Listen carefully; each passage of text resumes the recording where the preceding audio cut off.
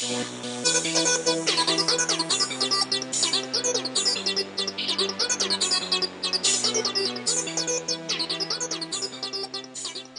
que vous pouvez nous dire un petit peu ce qui vous a plu dans ce salon et si vous y avez trouvé vos réponses? Alors, j'ai pu récupérer pas mal d'informations. Alors, tout d'abord, je suis allée à une conférence qui était très intéressante puisqu'elle concernait les adolescents et leur vécu d'une maladie chronique, donc qui était tout à fait dans ma thématique de recherche. J'ai appris énormément de choses avec donc 2 pédiatres intervenants, dont un gastro-entérologue spécialisé dans la maladie de Crohn. Donc c'était vraiment pour moi exactement ce que je cherchais. Alors je trouve ce salon très intéressant. Donc j'ai connu ça grâce à ma petite nièce qui est atteinte fameusement de maladie de Crohn. Et j'ai vu des stands intéressants.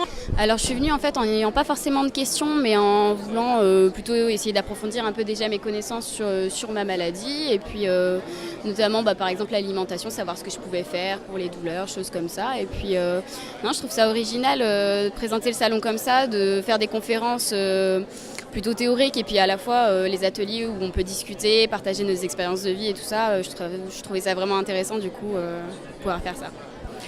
J'ai pu également m'intéresser à l'association AFA qui m'a proposé par différents biais, entre autres le site. La plateforme Mickey Connect. Voilà, la plateforme Mickey Connect et le site de l'AFA également où il y a plein de brochures que l'on peut télécharger. Et j'ai même vu, il y avait sur certains autres stands des carnets de santé de suivi que l'on peut télécharger également. Et le reste, les conférences, tout ça, le fait d'apprendre, c'est très bien. Est-ce que vous avez pu un petit peu discuter avec les référents de l'AFA ou participer aux ateliers? Pour l'instant, je n'ai pas participé à des ateliers, mais j'ai discuté avec 2 personnes, donc de l'AFA pour ma nièce. Et on va continuer après le reste de la journée. Est-ce qu'il y a des choses dont vous avez manqué à ce salon ou vous auriez aimé des propositions peut-être pour la prochaine édition?